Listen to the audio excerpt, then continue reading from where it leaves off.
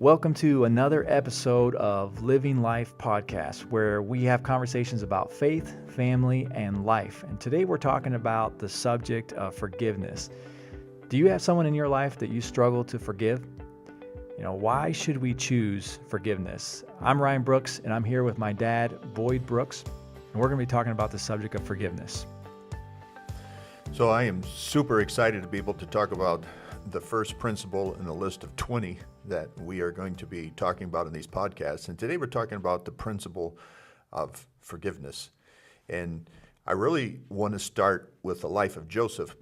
I've chosen people out of the Bible that exemplify each principle. And Joseph exemplifies forgiveness as much as any person I've ever seen. He is sold into slavery, and God blesses him. The first evidence of forgiveness in his life is that God blesses him and prospers him. God doesn't really bless people who harbor resentment and hatred and refuse to forgive people. Amazingly, God exalts Joseph from the slave that he was all the way to a position of enormous responsibility, prime minister of Egypt, and he meets his brothers 15 years later after he had been sold into slavery. When Joseph reveals himself to his brothers, it's one of the most emotional, intimate moments found in the Bible. But before he revealed himself to his brothers, they came to him in a time of famine, wanting food, because everyone went to Egypt. Egypt had the food, and that's because of Joseph's wisdom that God gave him. Joseph recognized them. They couldn't recognize him, and he wanted to test them. He had to test them to see if they had changed. Were they still capable of betrayal and the deplorable acts they had done even to him? So he accused them of being spies. In response, they told their story. No, we're 12 sons, and here's 10 of us. There's 10 of us are here. We lost one brother, and our baby brother is back at home. Joseph allows them to get the grain to take home. But he says, you can't come back for more food unless you bring that younger brother with you. And just so that I know you're telling me the truth, I'm going to keep one of your brothers here, Simon. So they go home. They have trouble convincing their dad that they need to go back and they take Benjamin. He doesn't want to let go of Benjamin. He lost one son. He doesn't want to try to lose another one. But there's no way to get food. They finally return with Benjamin. And now Joseph zeroes in on his brothers. When they arrive, he prepares this incredible lunch at his home. All the brothers are seated by their ages, and they're puzzled, of course. How would anybody know that? And Benjamin is served 5 times the amount of all the others. Joseph is zeroing in on their reaction to Benjamin. Finally, the next morning, they leave. They've got everything they need, and they're on their way back. And then on the road, Joseph's servants stop them and say, we have a problem. Someone stole my master's silver cup, and we're searching everyone, so we need to search you. Joseph's brothers are just completely confident they're not going to find it among them, so they say, look, search us. I mean, who you find the cup, in one of our bags, kill that person, and the rest of us will be your slaves. So you can imagine how surprised they were when they find the cup in Joseph's bag.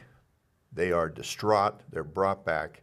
And Joseph says, you know how we're going to settle this? The rest of you can go home, but this younger brother here who stole my cup, he's staying here. He's not going home.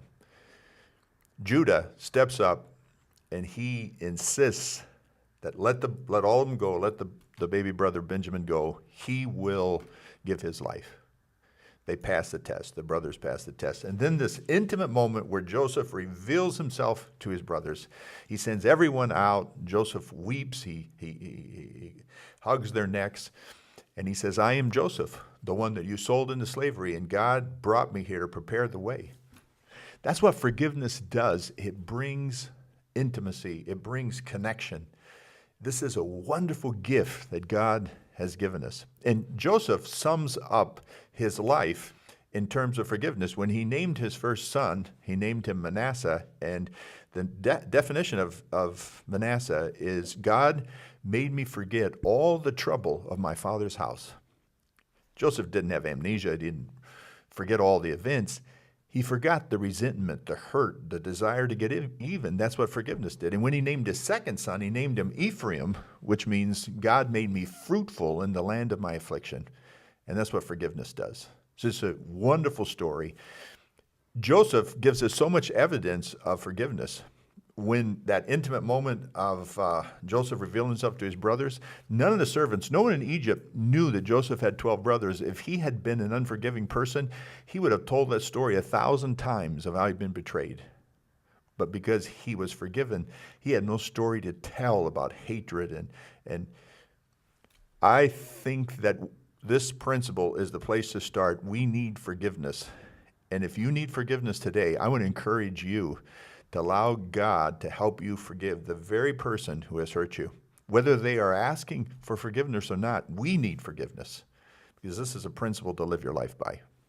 Yeah, I think that's a great story. It's probably one of my favorite stories in the Bible. And I think when you were talking about this in your sermon on forgiveness, you mentioned that forgiveness comes in a lot of different ways. And not a lot of times when you think of forgiveness, you think, oh, it's this really serious issue, that I have with somebody, and I got to, which is true. You do need to forgive. But I had a situation recently that I needed to apply the principle of forgiveness in a very simple everyday life moment. I was driving, and I think you mentioned this in your sermon, but I was driving, and you sometimes you see those people with road rage. They cut you off, and it's just like, man, my blood just rises. It rises, but. So I've had several moments, I hate to say that, but I had a moment recently where I was driving and I got frustrated. My whole family was in the car and we were driving to the store. So I dropped my wife off. She was just going to run in and get something really quick. And I had my daughter and my son in the back. And I was still kind of frustrated. You probably could hear me, sighing, like, all this kind of stuff. And so we're sitting in the parking lot and my daughter, she recognized that I was frustrated at that person. Three-year-old daughter. Yeah, 3-year-old. And she's like, hey, what's the matter, Daddy? And I was like, oh, I'm just frustrated, And I was kind of still probably, sighing a lot. And she says, I'll pray for you, And that may not seem like a big situation or a big deal, but I think forgiveness comes in just even people maybe you don't meet face to face, and how you respond to those situations. And that can humble you real quick, just a 3-year-old recognizing, hey, something's not right, and they're willing to pray for you. So it's a great illustration because forgiveness is something that we use every single day, even in just the unexpected that happens in our life. Yeah. We're going to try to wrap this podcast up today, but as always, thanks for listening to Living Life. And if you're watching this or listening to it, just be sure to click the notifications and subscribe, whatever you got to do. That way you can catch the next episode when we put it up. And if you like what we're doing, give us a thumbs up on the video. And we'll see you again next time. Responsive Parenting, Principles for Raising Connected and Healthy Kids by Boyd Brooks. Available at boydbrooks.com.